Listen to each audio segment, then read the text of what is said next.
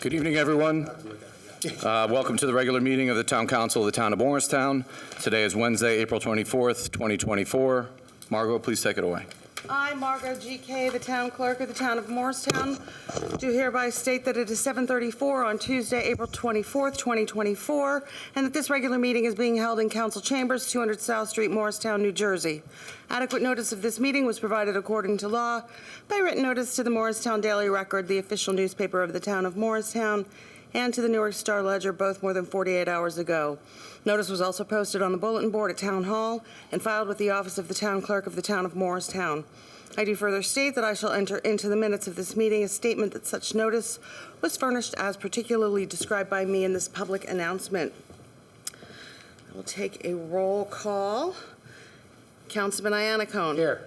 Councilwoman Lindsay is excused this evening. Councilman Polipchuk. Here. Councilman Russo. Here. Councilman Silva. Present. Councilman Foster is also excused this evening. Council President Umbriak. Here. Mr. President, you have a quorum. Thank you. All right, if we could please pause for a moment of silence.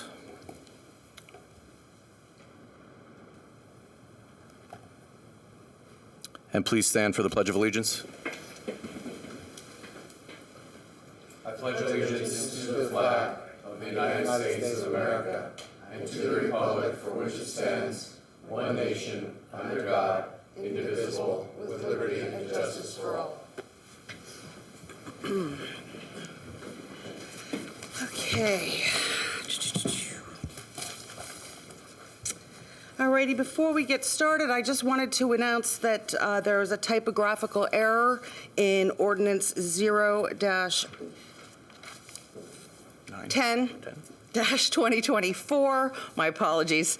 In Section 4, under definitions, the extended stay definition is 180 days rather than 162 days.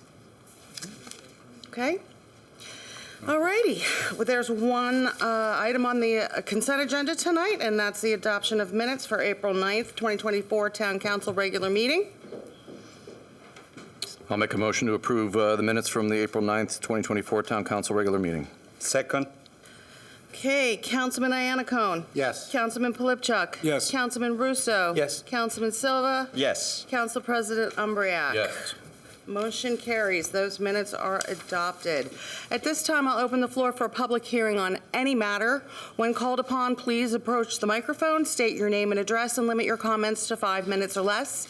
Be advised that any derogatory comments targeting members of council and/or administration may be ruled out of order. Mr. Burns, come on up.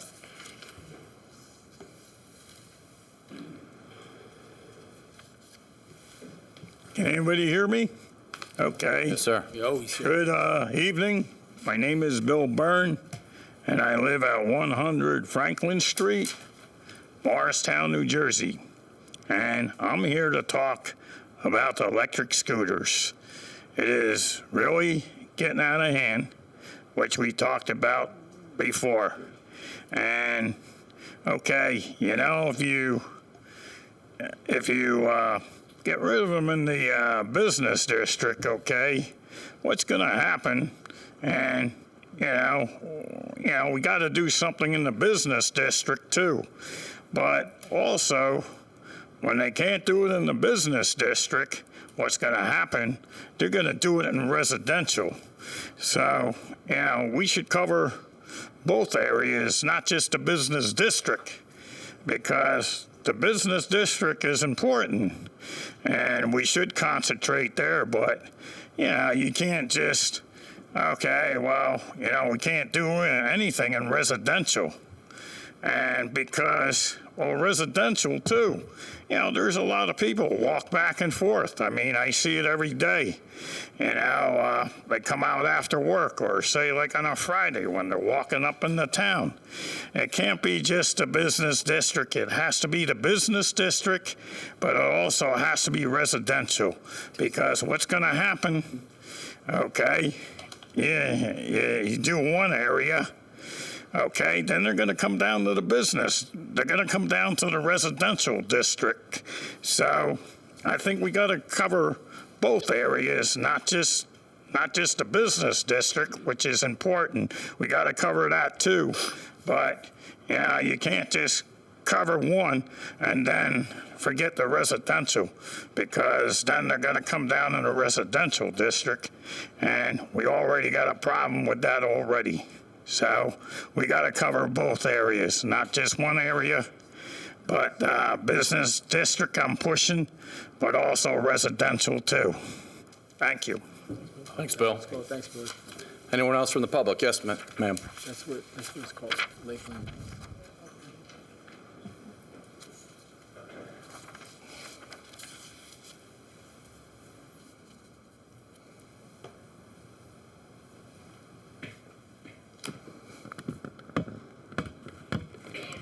There we go. That's good. That's good enough. My name is Christine Conti Collins. I live at 40 West Park Place, Unit 702 in Morristown, New Jersey. And I'm here fundamentally about and I'll put this as politely as I can, the snafu on the tax situation associated with all of us, okay?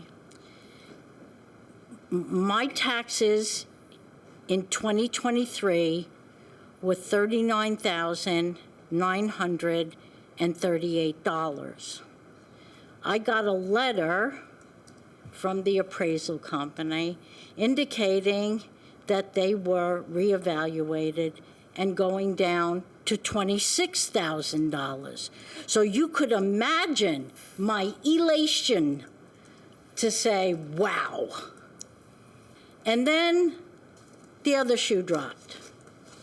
And it came in and said, the snafu, let me read this clearly.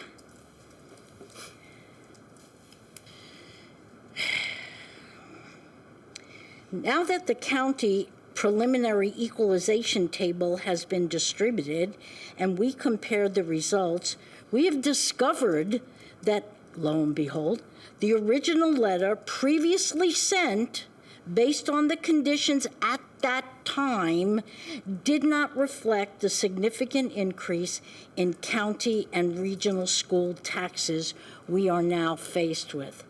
And I, as a taxpayer, a fairly large one, who, by the way, can afford it, obviously, would like to know who in the town, the tax collector, the mayor, the administrator, I don't know, who is responsible for monitoring the tax profile that gets sent to the citizens of this town?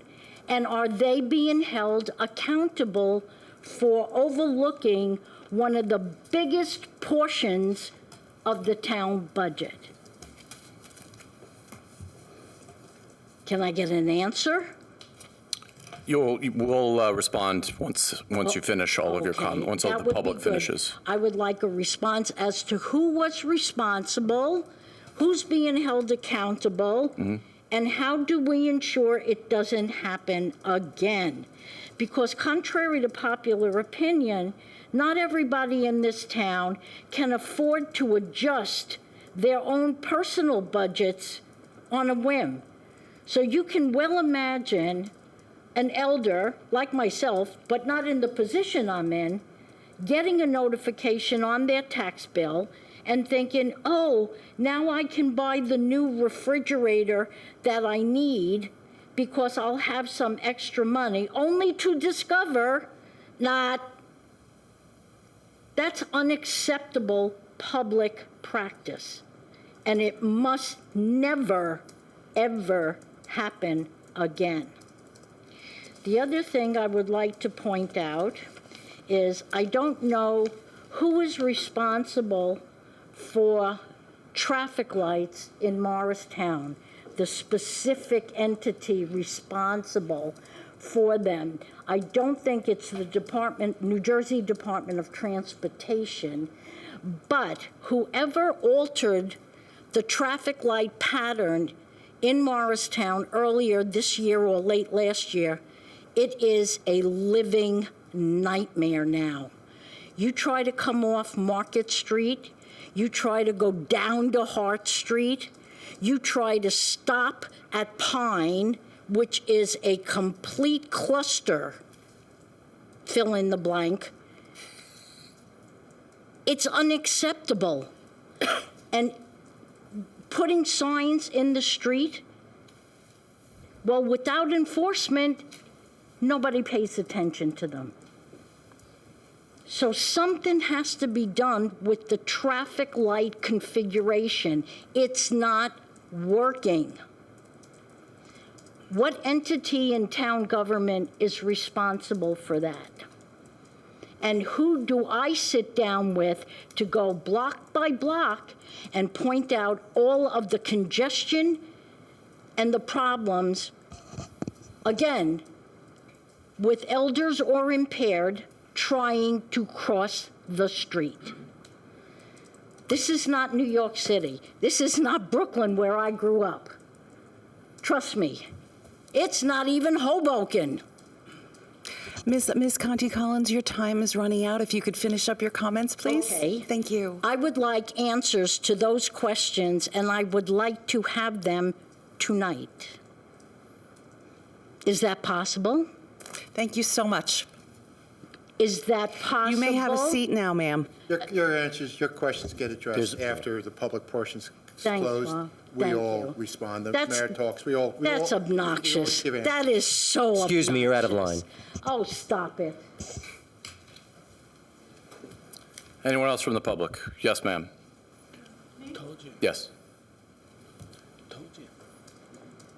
Hi, my name's Judy Bayard, B-A-Y-A-R-D.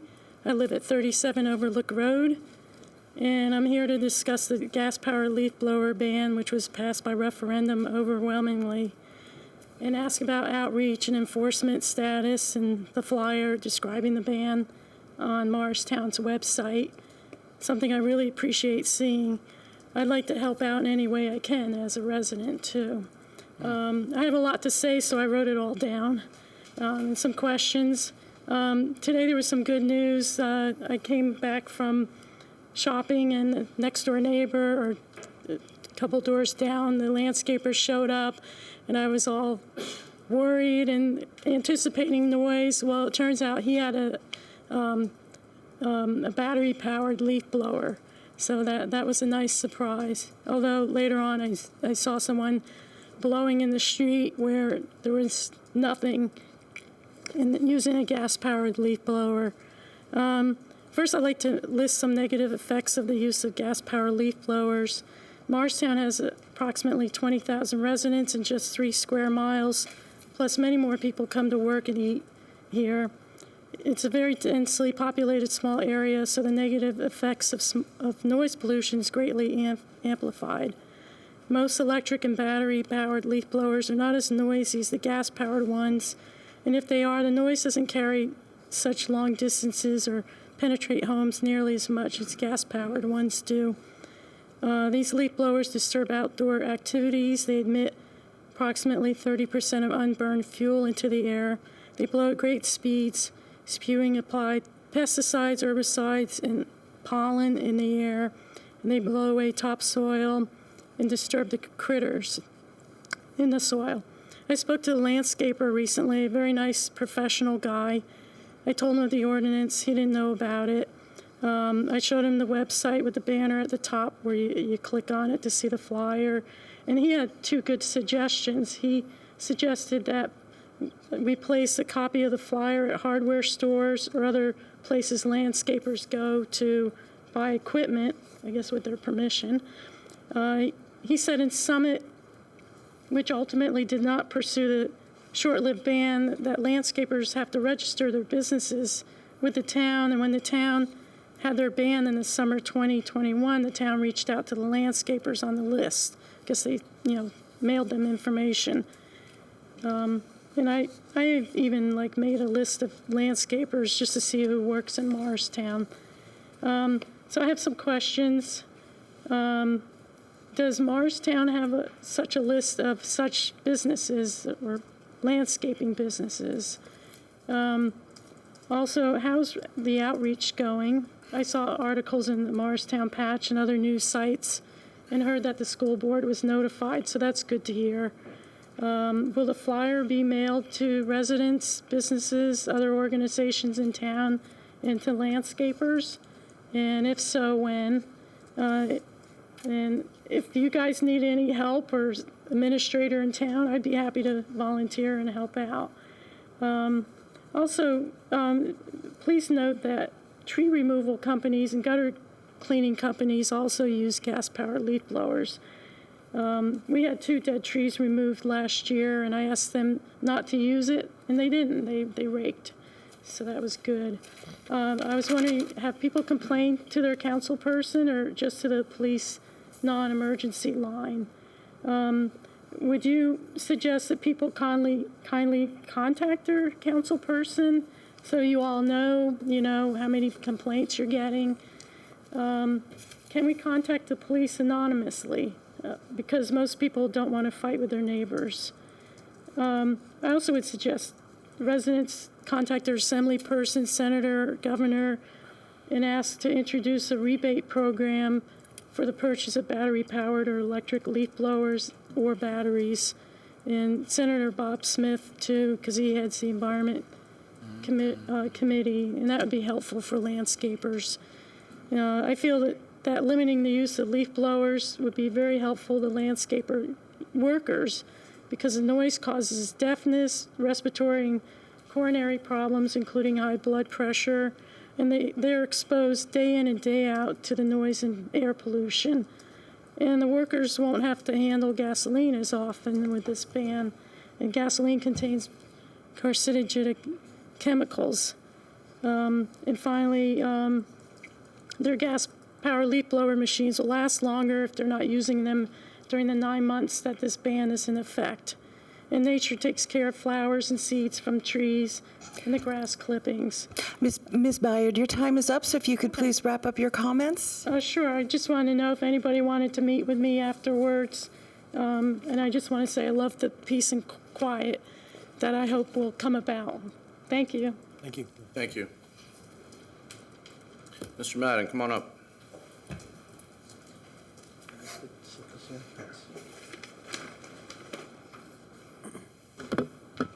Hello, I'm John Madden, 28 Grant Street in Morristown. I have a handout. Is it okay if I distribute it right now? You can give it to the Give it clerk. to the clerk. Yeah. Yeah. Thank you. Thank you.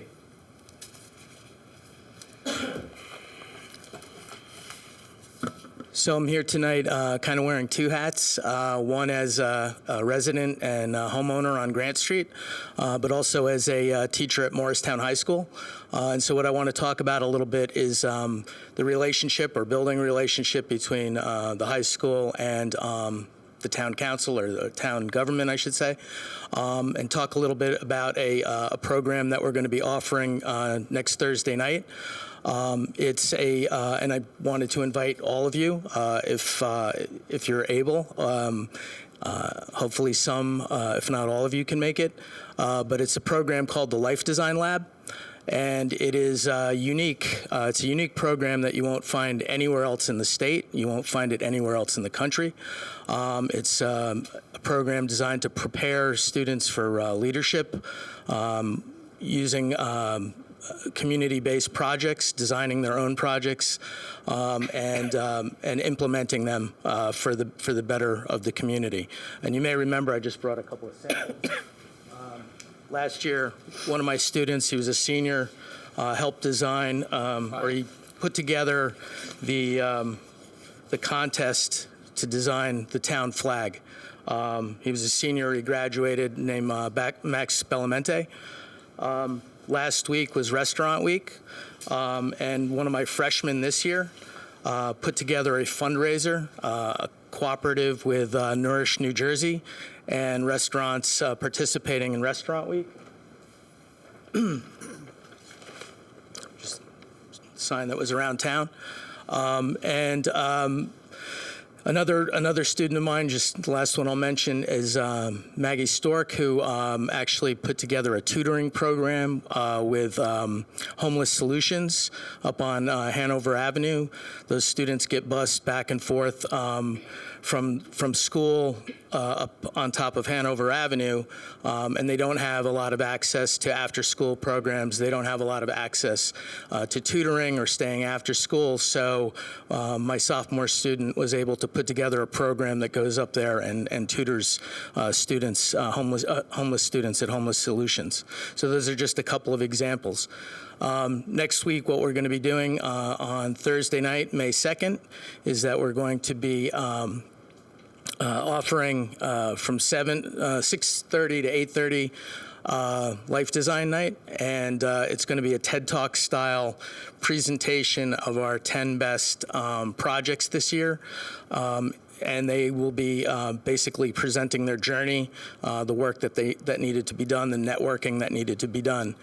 So I mentioned that as an invitation for next week's event, but I'm also looking to build a line of communication and collaboration with the town government and my students in order to build that program. I think it's been pretty successful, and I know the parents love it, and we want to keep the parents happy, right? So I'm done. Thank you. Anyone else from Chambers want to get up and speak? No? Okay. Close the public portion. Okay, and before we move on, I want to apologize. It was ordinance O-9-2024 that had the amendment this evening, not O-10. Thank you. All right, so I'll start. So, Mr. Burns, thank you for, again, bringing up the electric scooters. I know I've had this conversation with you many times. What I would propose is perhaps the Vice President and I can meet with the Chief of Police and Public Safety Director, and maybe we can brainstorm on ideas around education or what we can do to make Morristown more walkable, more safe, to help keep these scooters safe in town, because they are dangerous. They go 25, 30 miles an hour. If you're on one of these, they don't make noise and they zoom right by you. So I think we'll reach out and hopefully we can get together and have some dialogue regarding that. Hey, Nathan, on that. Yes. Staying on that one topic, I believe they're not allowed on the sidewalks now. Am I correct? Because I know that you have to be older, you have to be younger than 13 to ride a bike on these. 12 and under. To be under. So is the same rules is it a matter of amending that ordinance that we actually put in place a few years ago to include the scooters? I'll have the lawyers look at it. Yeah. Earlier, the council president reached out and asked me to do some research on this, which I will do. Yeah, but I think get back to him, what Bill's bringing up is scooters are a way of transporting on streets, and they probably should be abiding by the rules of bicycles, same rules as bicycles on the streets, because it is a means of transportation. Right. And in fact, a lot of municipalities I'm finding and I'm reading are starting to have problems with the electronic bikes, particularly as they relate to deliveries. Because with Uber, now the new thing with Uber is the bike delivery with the Ubers. But I think it does mean reflecting back on that same ordinance that we put in place a couple of years ago with reference to vehicles on sidewalks and clarifying what rules have to be followed on the streets by electronic bikes and scooters. Sure. But it's kind of semi-addressed in that ordinance. Yeah. I was looking at it. Okay. Good. Anybody else to Mr. Burns? Well, yes, we will be researching on what is the best path to legislate on that. Right. Ms. Conti Collins, in terms of your questions for who is responsible for tax profile for the town of Morristown, I think we'll address that. You asked about who's responsible for traffic light and the timing for lights, and I'll let the administration answer that as well. But in terms of the streets throughout Morristown, we have local streets, we have county streets, and we have state streets. So there's a combination of all three. And it is a challenge if it's a county street or if it's a state street, but I defer to the administration for anything that you'd like to add to that. Ms. Bayard, for the leaf blower ban, I think, there's been a lot of communication, and, we had previous town councilman Stephen Armington come to a previous council meeting and ask about it. It is kind of front and center. It is new, and it does require education, and it does require, communication. And it could just be a simple, go over to your neighbor and tell them, hey, that's not allowed in Morristown anymore, a simple conversation. I'm never really a big fan of reporting things anonymously. I'd rather have a conversation with somebody before I go that route. But, I leave that up to specific situations. Appreciate you, offering to volunteer to help educate.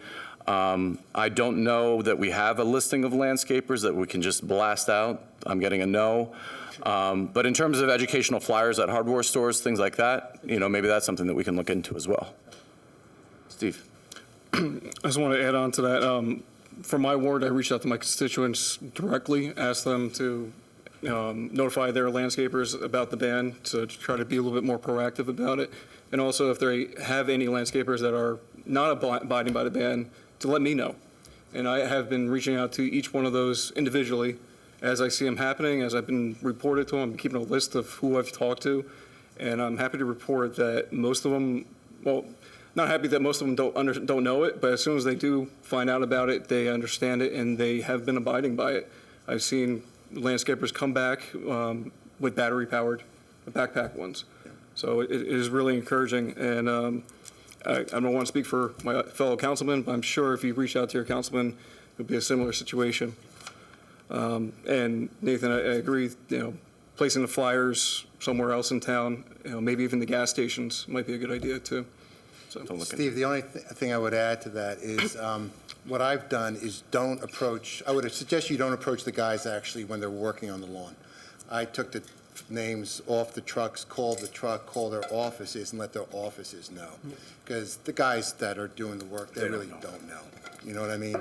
And if you talk with the bosses and just remind them, and I'll tell you, I called 3 of the landscapers, and they were very nice, and they were very responsive. Yeah. And 2 of them actually said, we're not surprised because we're starting to see this in other towns. Yeah, I've talked to a few of them directly. Yeah. Because I see them in my neighborhood and talk to them, but then following up with the offices is great too. They've been receptive as well.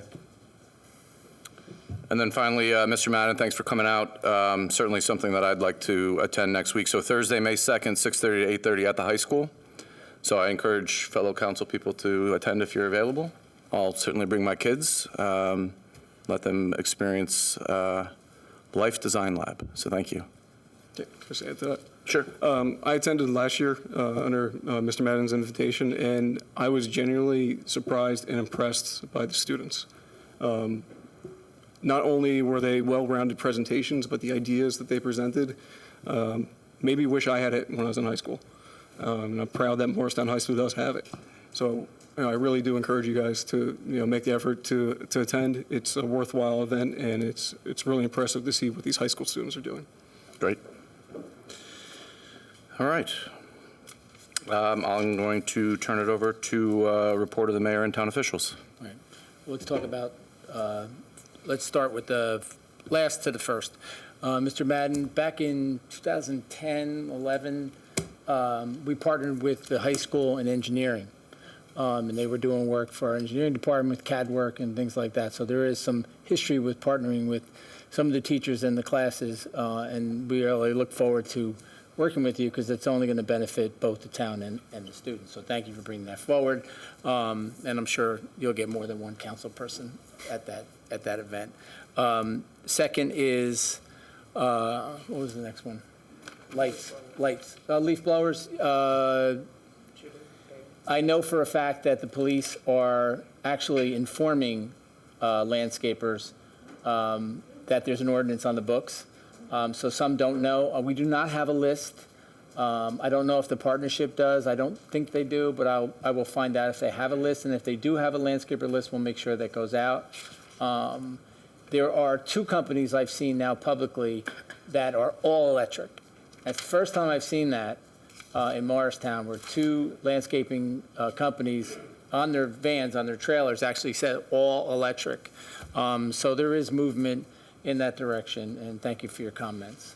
But we'll keep that out there. The police will keep informing people. You can call anonymously. You don't have to give your name. It's just a learning curve. And Councilman Ianco is absolutely correct in not approaching people that are working because they're just the workers. They don't know. They just get to a job and they do the job and then they move to their next job. Through communication is the best way to do it, and thank you again. And if there is some volunteer work, don't worry, we'll call and get a hold of you, trust me. Third thing, Wisconsin Collins, all of the lights from South Street on Market are DOT. When I see the timing off and when there's a power failure, sometimes the time, because I come up Market for other reasons, for the Piazza, they just go off on the timing. They revert back to a different time when population is different. It's DOT they need to advance on their lighting systems. There's also an issue with cars that constantly come down Washington and continue through the yellow light, and they queue and they stop the cars from coming out on Market. And the police chief is right behind you, which is good, so he hears this. That's enforcement. Anthony, our engineer in the back, Yep. You check with DOT, make sure they do, and check on the timing of all the lights from the green down through DeHart, all the way down to Pine, and make sure they're in sequence. Because when they're not, and if you use the example of going down past the post office, if those lights aren't in sequence, going past the circle down to Pine Street, they all have to be timed all the way down. And so that's another thing they can look at. But the green all the way down is state road. But Anthony's behind you. He's heard the complaint. And DOT does usually respond when we call. So we'll have the lights checked and the sequence checked. And maybe they have to do an update on the population to make sure that they know, on how many movements. This goes back to days when Teresa Needham was the councilwoman standing up on the corner of Market and Helen Arnold's daughter. I don't know if you remember that, but she would stand up there and just constantly watch the light timing change when there's a power glitch. And I don't think anything happened because of the earthquake, but it may have. I don't know. But usually I let Anthony know right away if I see a change. Like if I come out of Market, then all of a sudden the next light is red and I can't move anywhere, then I know the timing's not right because it's got to go green, then the next light is green, then the next light is green, so it moves through. So we'll check that first thing tomorrow. Thank you very, very much. No problem. Now the last one I've been waiting to talk about. As we talked about it at the I will stay calm, Bob. I told you to. I know, you did. Bob says stay calm. We talked about it at the last council meeting. We talked about it in executive session. We also have the tax assessor and the appraising company here, which I will bring up in a second. I don't mind getting beat up for my mistakes, but I don't like getting beat up for other people's mistakes. Now, I don't have authority over the tax assessor or the appraisal company. They were hired. The business administrator is the one that brought it to my attention. Said these numbers aren't right. They never calculated the county and the school taxes in with the estimate that went out. The assessments are correct. So I don't know if your taxes went up or down. Mine went up $1,200. They originally said they were down $800. So they went up to $100, but my assessment went up 95%. So I understand my taxes went up. Okay, I went from X to Y. It is the responsibility of the tax assessor and the appraisal company to make sure that the numbers are right when they sent out. From what I'm told, it's standard practice for the appraisal company to send out these estimates. Usually the numbers are not that far off, but for some reason or another, the county levy, see if I get this right, the equalization rate, ours doubled because the value of Morristown went from $2 billion to, see if I get this right, Kevin, $4.5 billion. around that area. So we're very strong, obviously, in value. But they didn't calculate that in. They never should have sent those, in my opinion, never should have sent those estimates out without calculating the county and the school. And they didn't do that. So when it was brought to my attention, I publicly went public with it. I did a post. We talked about it at the last council meeting. The council are aware of it. Their constituents are aware of it. I've run into many people that asked me this question. I'm sure John's here, and he missed the public session for that same reason, is that if we knew when it was going out, we never would have allowed that to go out, ever. Because the confusion is, people understood there was a reval that was demanded by the county. We had no choice. The next step was the Attorney General's office, and I complained that everybody knows the real estate prices are inflated. And I know that for a fact because I have family members in real estate. I hear the bidding that goes on with real estate, and people are paying a lot of money for real estate, not just here, everywhere in this state. They're overpaying on houses because there's a shortage of houses. So there has to be an adjustment for that. And the fact that those estimates went out without the whole total calculation really got confusing to a lot of people. And I've been dealing with this now for weeks. I run into people all the time. I was with Councilman Russo over the weekend, and we had people addressing me at a carnival on the same issue. Everywhere I went, I'm getting addressed on this issue. Again, the only thing I can say is the assessments are 100% correct. I hope your taxes went down. You pay a lot of taxes. I hope they went down a little bit. And we appreciate that you pay your taxes very much. But it is very confusing for people who are unlimited on funds when they see a bill that comes in, an estimated bill, and say, oh, my taxes are going down $500 or $1,000. And now I can get a new lawnmower, or I can get a new electric leaf blower. But true, really, that's the way people will look at things. And then a few months later, get another estimated that, you know, oh, we didn't calculate numbers in there, so your numbers are changing. And when you look at it, and I posted this, mine was a $2,000 swing. When you see $800 reduction and then a $1,200 increase, it's a $2,000 swing in my mind. I don't have authority. We did not approve that to go out. They put that out without the business administrator and the mayor's approval. Not that they would come to me anyway. The business administrator saw it, brought me in, and we immediately addressed it. We've addressed it with the tax assessor and the appraisal company. They've been here in front of the council. And if they want, they can come up and address it if you want to. It's probably a good idea that you come up and address it. Again, I mean, I would like to say that there's 39 municipalities in Morris County. I still don't have my whole arms around how 38 of them didn't increase in value because real estate prices are through the roof. But there's like a perfect storm. Like, none of them increased like we did. And as a result of it, we got clobbered by the county. And the school. Thank you. Go ahead. Why don't you just explain briefly? Please introduce yourselves. Yeah, absolutely. My name is Kevin Esposito. I've been serving as assessor here in Morristown since 2010. And I've seen many faces here before, some I have not. My pleasure to meet you this evening. I agree with the mayor on certain points, but I don't agree with the fact that the numbers are wrong, because he did state that the assessments are correct.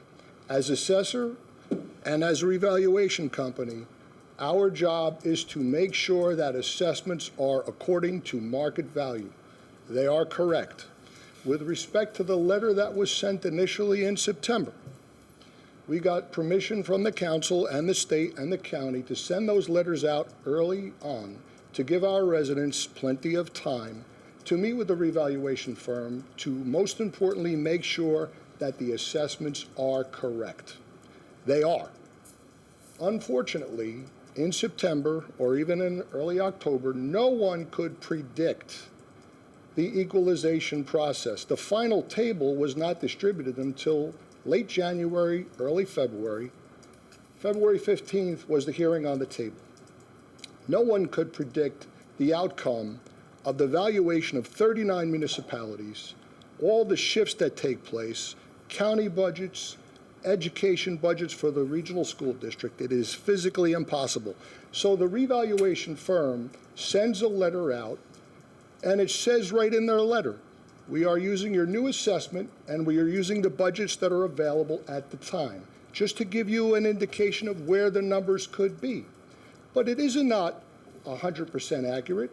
To this day, we still do not know the 100% accurate numbers. We won't know that until the tax rate is certified sometime in July or August. That's the process. The numbers are correct. The revaluation firm, I supervise it. The state and the county overlook the work. I've dealt with hundreds of residents on this issue and received countless phone calls. I met with people routinely. I've inspected properties with the revaluation firm. They complied with all the standards set by the state, the appraisal manual, the handbook, everything. The numbers are correct. Unfortunately, I am sympathetic to any resident that is going to receive an increase that may have been misled by the estimated letters that were sent out, factoring in last year's budgets. These are very, very difficult times financially, and anyone who's getting an increase, I sympathize with. But if there's anyone to fault or blame, it is the process. It's not me as your assessor or the revaluation firm. It's the process, unfortunately. So with that said, I hope I've addressed your questions. Mr. Del Gercio is here to answer any questions about the revaluation firm portion. He and I are responsible for the letters. When the numbers came through and the administration were more aware of the recent numbers in February, we sat down. The mayor was upset, and I understand his concerns. He deals with the complaints here. For the last 14 years, I've been dealing with the residents' issues as well. So I understand and respect that. But at the end of the day, if the numbers are good, if your assessment is fair, then they've done their job and I've done my job. If the numbers aren't good, reach out and contact me. If your assessment's not right, I want to know about it. Yeah, thank you, Kevin. And I would just add that the letters that we made reference to, the original letter that was sent out last October from my office, it did have a paragraph in there which specifically stated that the tax estimate does not include any increase in county, local, or school budget increases. So go back and read the letter, and you'll see that that paragraph does say this is an estimate based on what we know about the current budget, not what we know the budget will be in early 2024. Unfortunately, it was a big change, but you know, it's a matter of standard practice for us when we do a revaluation to not only give the fair market value, but to also give some indication of what effect the revaluation and the redistribution caused by the revaluation would have on specific homeowners. And I would have to say that, you know, this particular increase, this large increase, would have happened had you done a revaluation or not.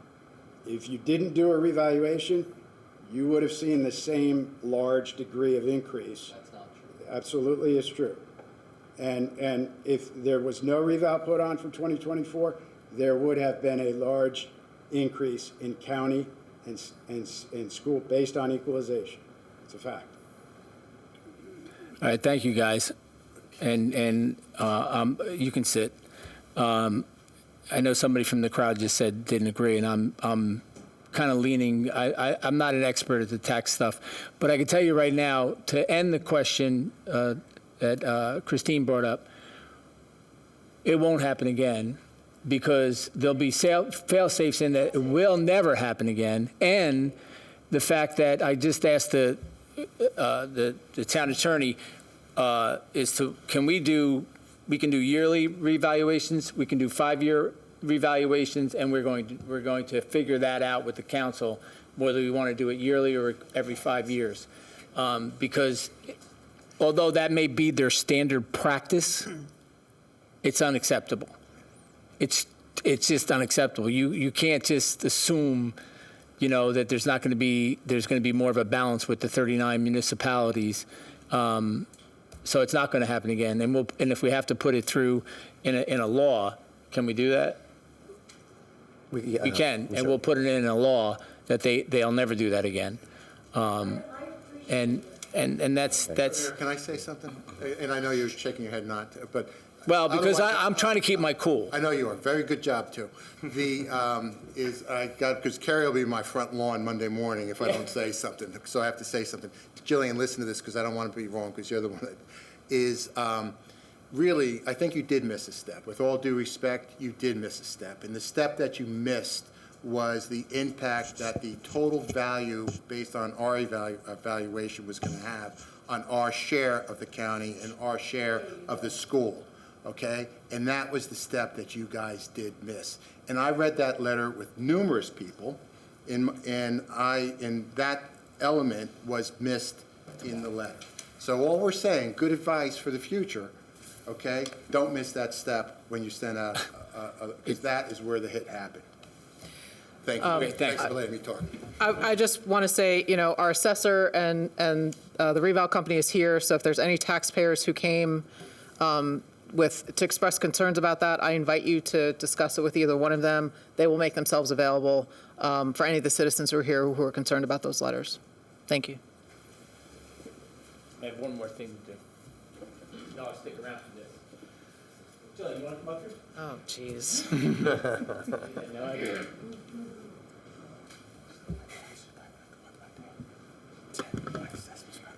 I don't know if I want to be there. You want to be here, and you should face the public because, we have, I've said this publicly for 8 years now, and I think the best business administrator in the state of New Jersey. Now, listen, I didn't go all crazy. Oh, no. It's just a certificate of recognition, and I think she should be recognized for something that was just ground upon her. So I want to read this into the record for the council who don't know, and for the public who don't know. So Jillian C. Barrick has been the town of Morristown's business administrator since October of 2015. Her dedication to the town of Morristown and its residents is second to none, and her service to our community cannot be understated. Through her steadfast commitment and excellence, innovative strategies, and steadfast professionalism, she has demonstrated unparalleled expertise in the administration of municipal operations. As the mayor of the town of Morristown, I, Timothy P. Daugherty, in recognition of her outstanding service and exemplary leadership, I hereby present the certificate of recognition to Jillian C. Barrick and join the American Society for Public Administration in honoring and celebrating Jillian with this distinguished public service award that she will be given on May 9th, 2024. And it's really a big award, so a round of applause for Jillian.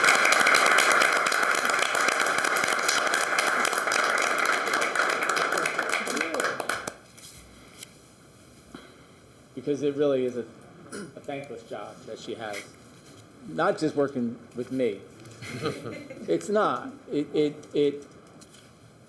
I try to explain to people when they ask me about Jillian. And we've gone through a lot in the last month with stuff. And we were in the right and we stood strong and we did okay.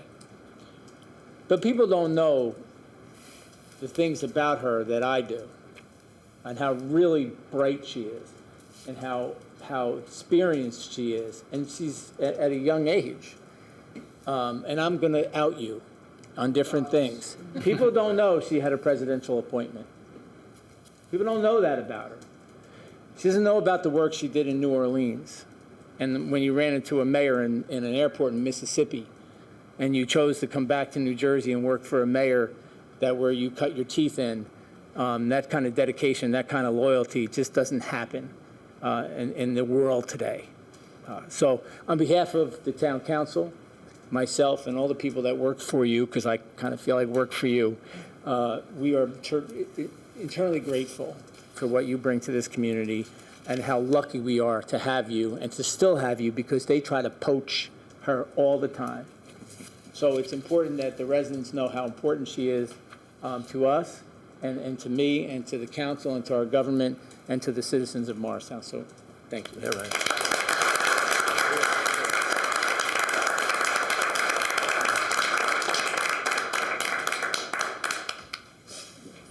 That'll be the front page. Very nice. Okay, let me run down the. Okay, we had the senior Q&A on the 10th, which was lively as always. The seniors are always lively. We had the ribbon cutting at the Rumble Boxing, which is pretty cool. Anybody want to get into the whole workout thing? Rumble Boxing is at 89 Mars Street. It's pretty good. Shade Tree Commission and Columbia Bank planted an oak tree. So all those that attended, and thank you for the Shade Tree Commission for their hard work and digging that hole, and with Columbia Bank. Wednesday the 17th, the MLK Avenue Bridge Replacement Public Information Meeting was held to inform the public of the project and status and schedule, present preliminary design plans and refinements to solicit public input. For those who didn't know, that was on the 17th. Thank you to the council president. I was out of town on the 20th.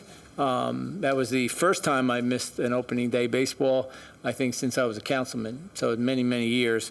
And I heard it was like 900 kids out there. They combined all the towns, all the Little League, and it was huge. Yeah, right? great day. And great day. I think he threw a strike on the first pitch, I did. too. I did. So a couple people told me it was a strike. So that's impressive. And he's got kids in Little League. So it doesn't get three of them. Doesn't get any better than that, right? Yeah. Upcoming events, so mark your calendars. Council President, I'm going to ask you to attend this. Tuesday, April 30th, I will not be in town. It's at 4 p.m. Creature Comfort Pets National Therapy Day at the Vale Mansion lawn. I've done them a few times. It's really cool. Pets are a great thing. Morristown is a very pet-friendly community.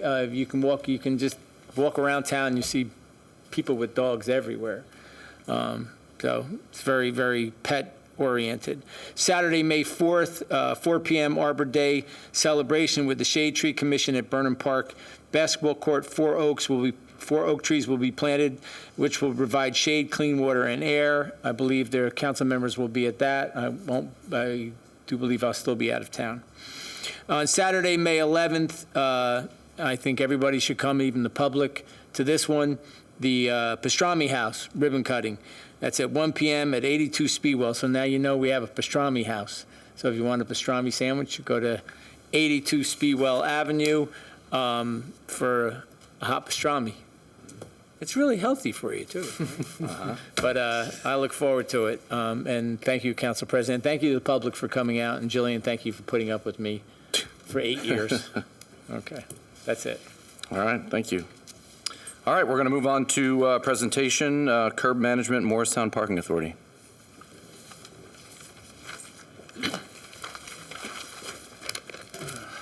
I'm just going to say a couple, I think.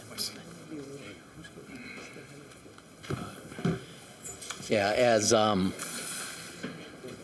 as our executive director and consultant are settling in, I'm Kerry Lloyd. I'm the current president of the Morristown Parking Authority Board of Commissioners, and I just want to thank the council, thank Mr. Mayor and the administration for giving us an opportunity to present and share with you a follow-up on the requests that we had sent to the council on February 5th for some rate adjustments for street side parking, curbside parking. We think it's really important to implement this, and you'll hear more of the details, but it's an important thing for our residents and for the individuals coming into town that want to do business in town. We think it's an important thing for you all to be open-minded and look at from us. So I also did want to recognize Commissioner Knappett, who is also here representing the Board of Commissioners and some of our Parking Authority team members. So with that, I'm going to turn it over to Nicole and Jerry Giosef to share our presentation. So thank you.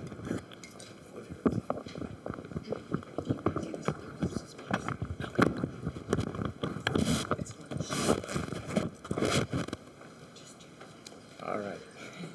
Thank you, Chairman Lloyd, and thank you for having us.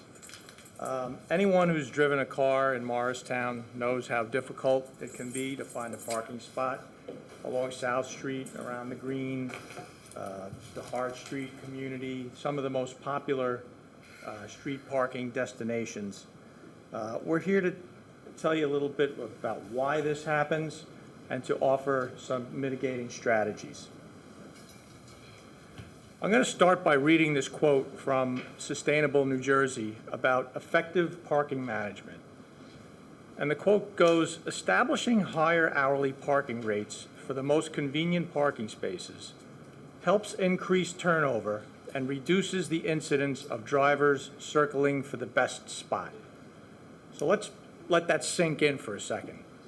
Two of these objectives, increased turnover, which will create more opportunities for parking on these critical streets, and circling for the best spots, a reduction in congestion, a reduction in conflict points between vehicles and pedestrians.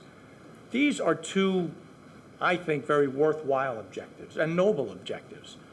And there's going to be skeptics who are going to say, oh, it's another money grab. But in my mind, as a parking consultant and as a planner, these are objectives that are very worthwhile to pursue. So in a nutshell, we would be creating the proposal is to create a premium parking zone in only these most popular spaces. There's about 214 of them out of 710 on-street parking spaces, doubling the rate from $1 an hour to $2 an hour. Again, targeting the most used meters to encourage turnover. And the reason it has to go to the $2 is that it will create better balance between on-street and off-street. It will make parking in those spaces more expensive than pulling into a parking deck or a parking lot where you could park as long as you want. So that is our proposal in a nutshell. Nicole's going to tell us a little bit more about some background, and we're going to get into a little more detail as we move forward. Good evening. I'd just like to start by giving you a quick overview of the Morristown Parking Authority for those of you who may not be familiar. So we own, operate, and maintain 3,627 parking spaces. Of the 710 on-street meters that Jerry mentioned, nearly 20% represent the on-street meters that we represent. So, and then 96% of those 710 meters are restricted to a 2-hour time limit that is set by town code. So that 2-hour time limit is very important. It's there for a reason. We want folks to park for 2 hours or less and then move on to their next destination to open up that spot for someone else to use. And this is a map of the Parking Authority facilities. And you can see along the streets all these magenta stripes. Those are where the on-street meters are. And you can see they're throughout the downtown area. But among those are these various geographic colored shapes. Those are the Parking Authority off-street lots, parking garages, and parking decks. You could pull into any one of those facilities just off of where the magenta 2-hour stalls are and park as long as you want. So, and we know that there is some degree of meter feeding going on where people are exceeding the 2-hour parking limit. So I think it's important to note that while the Parking Authority receives the revenue from the payment of on-street meters, we do not receive any money from the summons that we issue. And we issue summons for overtime parking, prohibited parking, residential parking, and most importantly, what we're here to talk about tonight is overextension, and as you may know it, as meter feeding. And meter feeding is unlawful by town code. A town code sets that the unlawful extension of parking time, according to the time limits set within, people are not allowed to do that. So you may ask, why don't we just issue more summons for overextension? Well, we are not allowed to physically chalk anymore. So it's very difficult and time consuming to issue those summons. And so, you know, how do we know that people are actually overextending if it's so difficult to catch them in the act?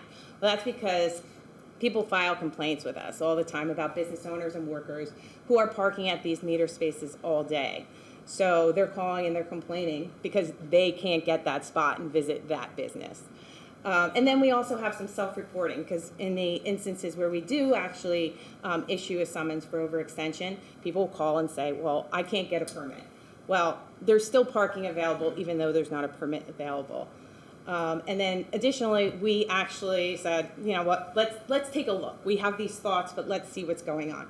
So April 9th and 10th, just on South Street alone, we had one of our interns going down the street every hour to take a look. Everybody was flooding the streets, finding out what was going on. But we discovered that of the 96 meters on South Street, 25% of them were overextending those 2 days. And that results in a loss of 150 parking sessions a day. So just to recap what we've gone through, the on-street parking is the most convenient and first choice parking for a lot of drivers coming into Morristown. There is a disparity in pricing. So at $1 an hour, you could use an on-street spot, but if you pull into the parking garage, it's $2 an hour. The lots are $1 an hour, but there is a disparity between the on-street meters at $1 an hour and the garage that's at $2 an hour. And if you look at the little chart on the bottom, for 8 hours of parking on the street, if you were to feed the meter, which we know lots of folks do, you would spend $8 over that 8-hour period. If you were to park in the garage, that same duration would cost you $15. So there's the disparity. And I just want to point out that $15, if you just back up a second, that $15 is just for someone who comes into town and pulls a ticket in the garage. There are other opportunities to park for less expensive using some of the Parking Authority's programs, existing programs and proposed programs that will get you in the garage for a lot less than $15 for that 8 hours. And Nicole's going to talk about that in a little while. The Parking Authority keeps a close eye on our meters and utilization. We get a lot of data from them, the credit card meters, and we know that and we've classified each of our on-street meter segments as being either very high earners, high, average, below average, or well below average, and we've classified them A through E. The spaces that we're talking about are only the Class A spaces where this rate increase would go into effect. Those 214 spaces on the most popular destinations that I mentioned earlier. So, that it would leave all the other spaces, which is almost 500 spaces, would remain $1 an hour or 75 cents an hour. And this is a map that indicates the red areas are the Class A spaces, orange are the second most popular spaces at Class B, and so on. Okay, so parking strategies. So everybody's going to want the permit. They want the permit, but we just can't do that because we have to make sure that we preserve our most basic mission to provide transient parking. If we issue more permits, we have to make sure we close off the DeHart garage earlier to make sure those permit parkers can get in. Everybody has probably experienced a night where they're not able to get into the DeHart because there's a sold-out show at the Mayo. So we have created some other parking strategies. We have implemented some new programs. We've expanded some old programs. We still have a couple programs that are coming online. And we have established a prepaid program available in the 3 garage facilities, and that's a 10% discount on the transient rate. We have the employee debit program. This used to be only available for part-time employees. We've made it available to all employees because we've heard this complaint before that, we can't get permits. And then most recently, we created an after-hours program. This is only available at Ann Bank, and that's at a deeply discounted rate of 50 cents an hour. So we continually monitor our parking trends, and we try to adjust to how that is reflected.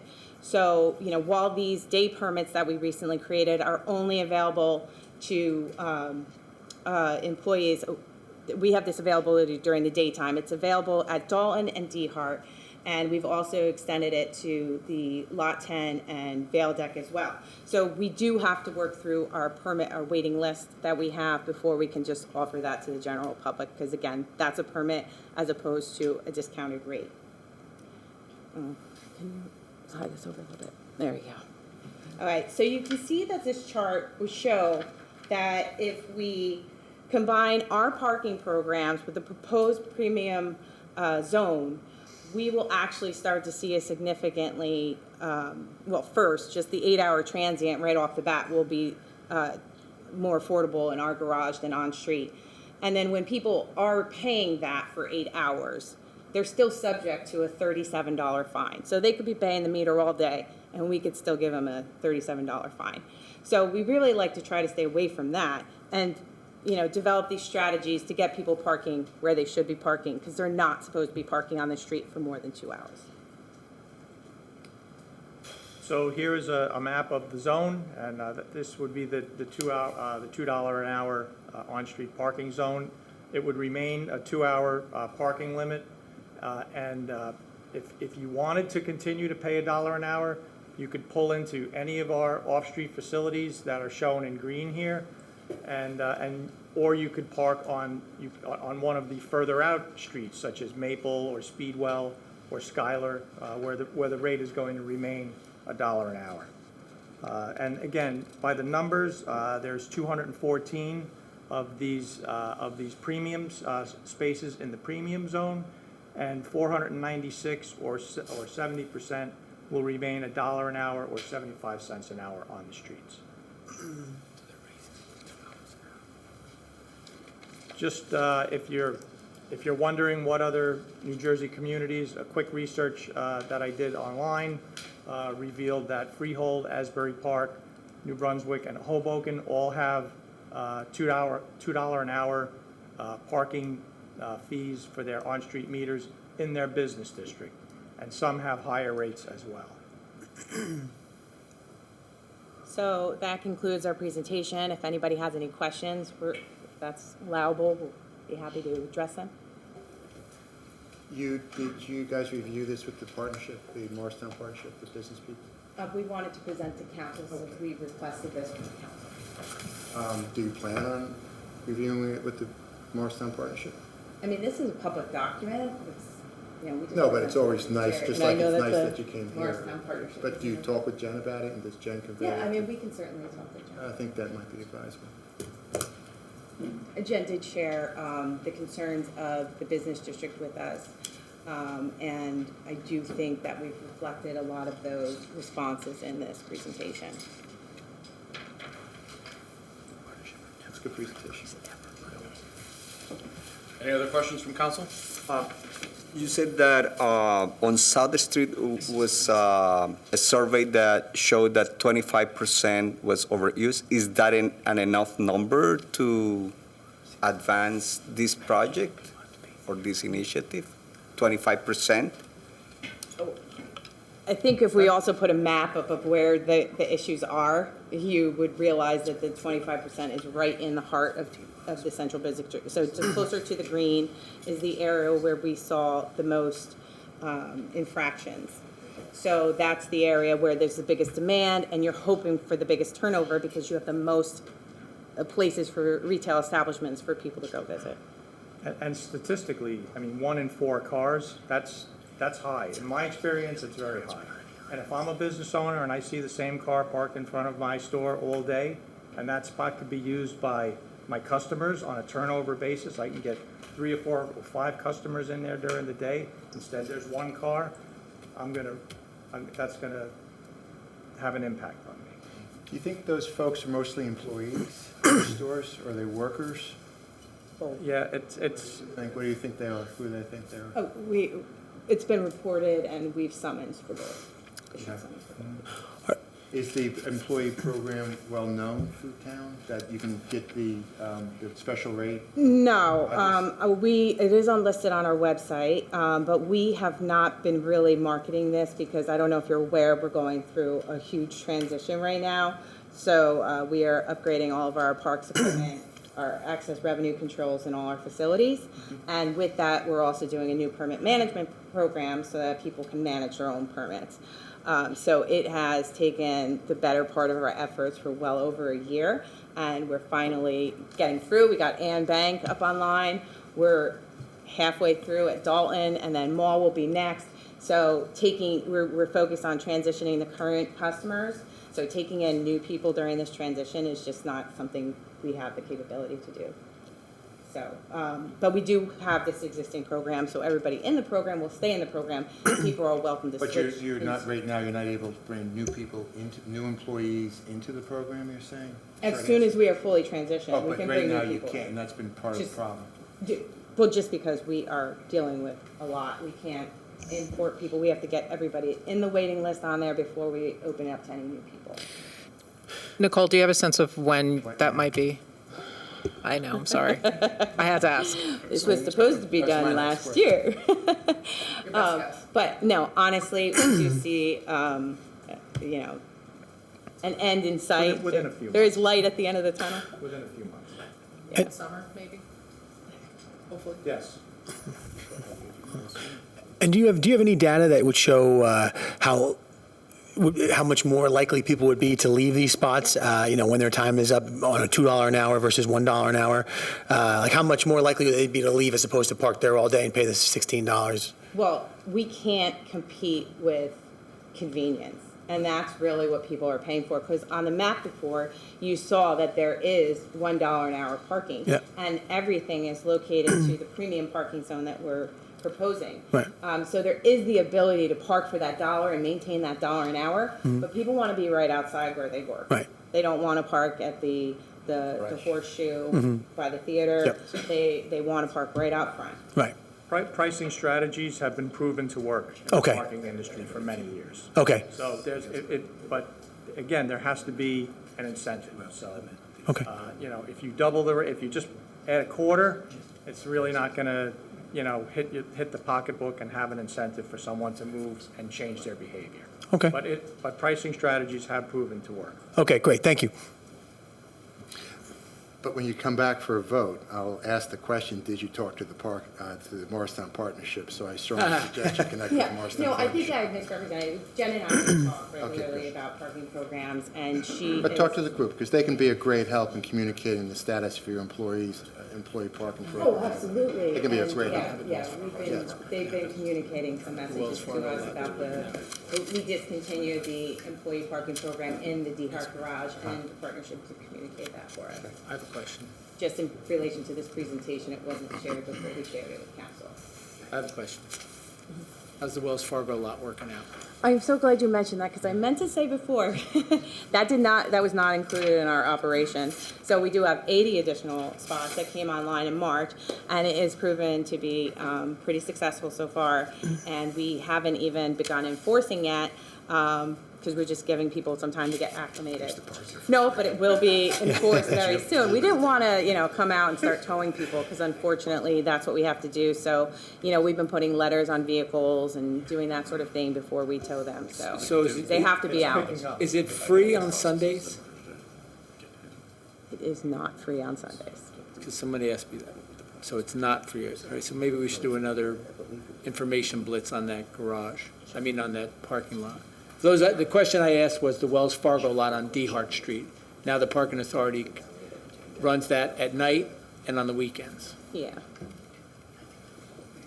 Okay, thank you. Did you put any sign with the rates and the information on the Hart? Yes, we have a Okay. sandwich board sign there, and the lot has signs all over the place. And you should repost the Jurassic Park. Isn't that great?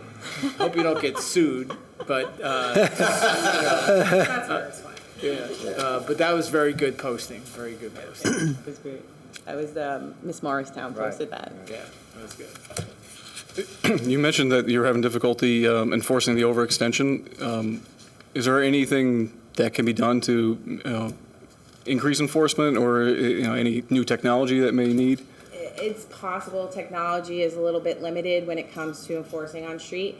And the reason it's so difficult is because we have what's called a PDT. We get it from the state, gives us the ability to print and issue the tickets. It gets logged with the state. But in order to issue a ticket for overextension, you have to first observe the vehicle. You can't say 2 hours later, I think that vehicle's been there for 2 hours. We actually have to go, and we can't just say, ooh, that vehicle looks like it's been there.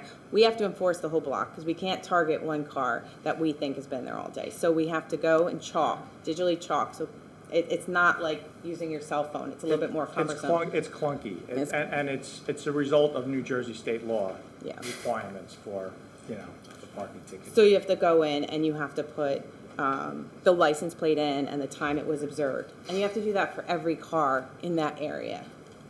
So you can imagine. And then on top of that, they have to enforce when they see somebody overextending who hasn't paid for, so. Thanks. Thank you. Thank you. Thank you very much. Thank you. Thank you.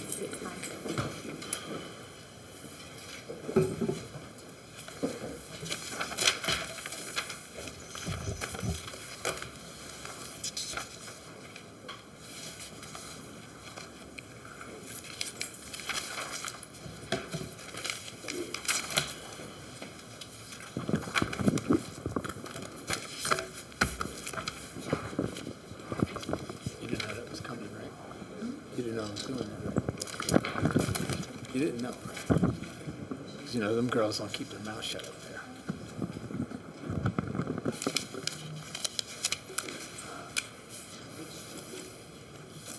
Thank you, Margot. Gotcha. You don't have to say anything for this. No. Okay. All right, we'll move forward with council liaison reports. Any reports? Well, the MPA was here, but I just want to, that's a huge report. Yes, but I just want to give a positive note. On the last meeting, they recognized one of the employees, Joe Viola, for a fundraising that he did for Juvenile Diabetes Research Foundation, Type 1 Diabetes. He did a pool contest, and he raised $10,000 for them. So can I announce that? I think they're going to do something in May. In May. He's going to be recognized here at Town Hall by the mayor on the meeting of May 14th. So you're welcome to come back. Okay, excellent. And that's it from me. Thank you. Councilman Polipchuk. So first, I want to apologize to the partnership because I wasn't originally supposed to be here tonight, and my schedule changed, so I don't have a great report. But one thing to note that I thought was very interesting is that there's going to be a reenactment of Marquis de Lafayette visiting Morristown. Many people don't realize this, but of course, Morristown was pivotal in the Revolutionary War, but Lafayette came back in 1825 as a farewell visit to America. And there's a large group of people that are reenacting the entire visit, and they'll be coming to Morristown, I believe in middle July. I'll confirm the date. But I'm a big Revolutionary War history fan, and I think this is a great thing, and it's very unique, and I'm glad that the partnership is helping out on that. Great. Thank you. All right, we can move forward to regular business, please. Alrighty, there are two ordinances on the agenda for introduction this evening. The first one is ordinance O-9-2024, an ordinance of the Town of Morristown amending and supplementing Chapter 30 Land Development Ordinance by permitting extended stay uses in the Morristown Green Overlay District and the Transit Overlay District of the Town Center Zoning District. I'll make a motion to introduce ordinance number O-9-2024. Second. Any comments or questions from council? On this one, Jillian and I talked a little bit, and I was talking to Phil. I'd like to actually maybe meet and review it a little bit closer with you. I'm a big fan of this. I think it's a great idea. I think it's something that the town should have, and there's a gap, obviously, in the hotel hole. But I think also this is something I think the partnership should be aware of. We should talk with the hotels. How are the hotels adversely impacted? Is this a business they would like to be going into if they're seeing any drop-off in their businesses? But I think there's some discussion here. Also, my concern was the scope, the size of the building. It has to be 50 units within 100 units. Maybe that's too big. Maybe something smaller. But I like the concept a lot, and do you limit it to these areas, or do you put it in all commercial areas? Because we're limiting it to that area kind of north of the green only. Should this be in all the commercial areas? But I do think it's a good ordinance. I like the concept a lot. I'm wondering, were we being overly protective in a certain way? as opposed to kind of designing something that can maybe have a good product at the end. But I just want to review it with people. So what we could, if we could, Phil, maybe do a Teams meeting or a Google meeting We'll set it up. and set it up. We'll Yeah, set it up, and sure. I'd like to just talk about it. Sure, I'm happy to do that. But the concept's a very good concept, and I think it is needed in town. It is needed because right now with Deloitte, Sonofi, Valley Bank, and many other companies, and if they bring a person here to be for 1 month from other place, Hyatt is $300 a night. Yeah. So I think it will be great. So. But the scope here, it's the scope that I'm concerned with. You know, is it even feasible to have 50 units in one building? What building can accommodate that? Does it take away from, will it be something that takes away from the housing stock? Because apartment building owners may say, okay, rents are high, I'm not renting my units, maybe I should convert. I think it's those kind of questions that you have to just ask around. It's not the concept. The concept obviously is a very good concept. It's actually the details of the size of the unit that we're requiring, which I think is quite large. And it may actually be almost prohibitive for somebody to come into that market. We may be creating something where they don't want to do 50 units. You know what I mean? They want to do something like 20 units or 25 units. And it may be that there's a smaller lot of land, you know? It is a conditional use, so it does have to go to the zoning board. It does have to go to the planning board. So you do have those protections built in. But I just like to talk about the details of it. So are you I'm saying amending the motion to? No, I think we keep it moving. It's already introduced. It's already introduced. Yes. There was a Because- second, Yeah. right? No. Because we don't vote on it until next time. We can always. No, I'm after we introducing it tonight. Debate it and see what the scope is. So if you vote on it and introduce it and then amend it, which Then is, it has to be reintroduced, correct? Then what we would do is we would vote it down. okay, so you want Okay. to move forward with We'll introduction? Keep it moving, because I think Okay, we'll talk this week. We'll get it done. Yeah. yes? It's not one of these things. What if I come back and I say everything's great? You know? Just checking. All right. But I actually think we may have been too conservative with it. Or maybe we had a specific location in mind, and I want to know that too. So, Okay, on the introduction of ordinance O-9-2024, Councilman Iannacone. yes. Councilman Polypchuk. Yes. Councilman Russo. Yes. Councilman Silva. Yes. Council President Umbreak. Yes. Ordinance O-9-2024 has been introduced properly by title. It's scheduled for public hearing and possible adoption on May 14th after a planning board consistency review on April 25th. Ordinance number O-10-2024, ordinance authorizing the execution of a corrective boundary line agreement for the town of Morristown, County of Morris, State of New Jersey. I'll make a motion to introduce ordinance number O-10-2024. Second. Okay. Excuse me. Are there any comments or questions from council? Resolution 76? So, Is a resolution and an ordinance?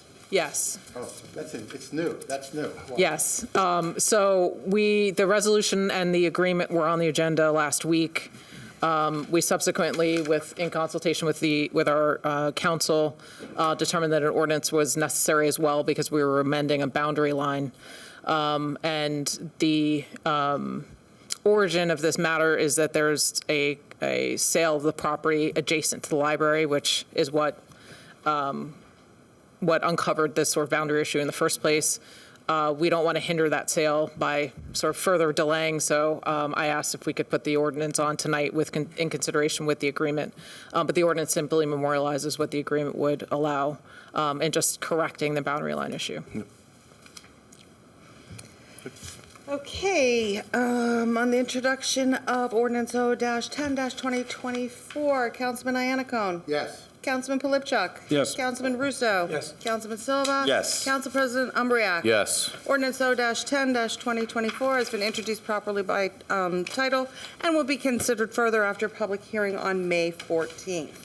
There are no ordinances for adoption. There are 8 resolutions on the agenda this evening. Would members of council like to pull any for separate consideration?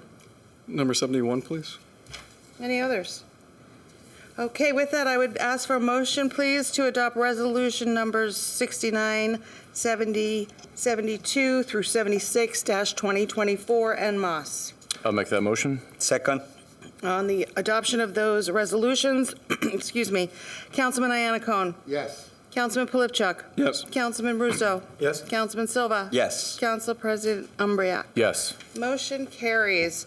Resolution R-71-2024, resolution authorizing lease agreement with Lakeland Hills Family YMCA for the use of the Town of Morristown Burnham Park swimming pool.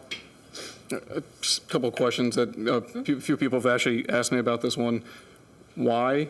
And then also, is this going to preclude any of the pool members from using the facilities? Not at all. This is actually, this would be the third year that we've had a lease agreement with Lakeland YMCA.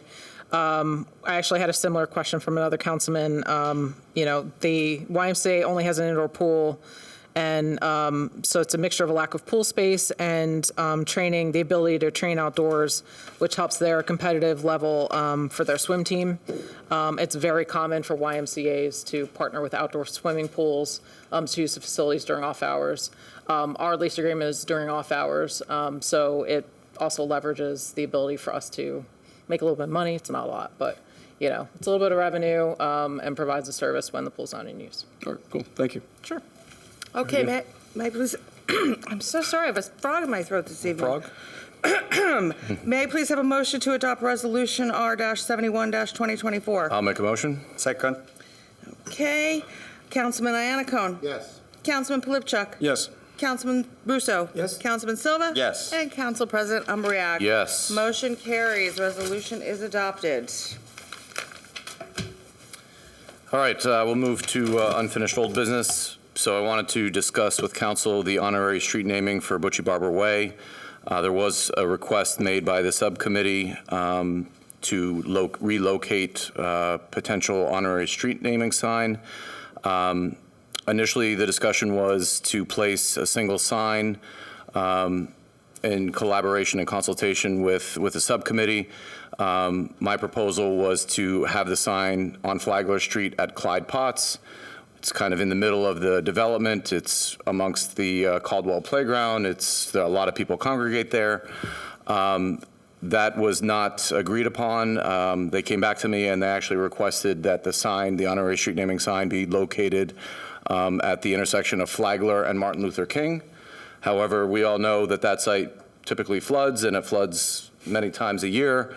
Anything that would be placed there, whether there was a sign, whether there was a plaque, whether there was any kind of commemorative sign, would likely get washed away and need to be replaced, and it's just not a good location for having such a sign. So my position is that we go back to the intersection of Clyde Potts and Flagler. Again, it's right next to Caldwell Playground. There's a lot of people that congregate there. It would be very visible. So I would take that back to the subcommittee unless anybody from council has any other thoughts regarding this. With the concern, with the concern. I think that that's the best spot. And the only possible spot will be Speedwell and Flagler, but I don't think they want that. I think, and there is no other place. Right. So the sign that we'd be putting is the equivalent of a street sign. It would be a blue sign, correct me if I'm wrong, that hangs underneath where the Flagler Street sign is. Above. Yeah. And have we had any issues with the Flagler Street sign floating away in any of the floods? Actually, yes. As a matter of fact, part of how I sort of uncovered that is Nathan and I were on the phone Councilman and I were on the phone looking at it, and I pulled up the street view of that corner trying to see where the street sign located. And in one of the views, the pole's literally duct taped to one of the bollards. And the Caldwell Park decorative sign, which is normally in the corner, is missing. And I know that the Caldwell sign often gets displaced when it floods, and they end up having to retrieve it and put it back. So I called DPW and I said, hey, is this what's going on? Is this from a flood? He's like, yeah, that happens all the time. When it floods, the signs wash away. We go find them wherever they are, and we restore them. He also kind of suggested that it wouldn't be a good idea too, because the infrastructure in the ground that holds the poles erode from the water as well. So it's really probably not the best location for this type of use. Right. I can see why they would want it there from a traffic standpoint. Right. But considering all that issues, I have to agree with you. Yeah, I think Glad Potts, because it's in the middle of Flagler and because it's right next to Caldwell Playground, would be an ideal spot, and it doesn't get flooded and wouldn't have to be replaced. So I think, I think that would be the best location for it. So I can go back to the subcommittee and note that that's what we discussed. Everybody agree? Good? Yes. Okay. We have no new business, so I'll make a motion to adjourn. Second. All in favor? Aye. Opposed? Meeting adjourned. Thanks, Margo.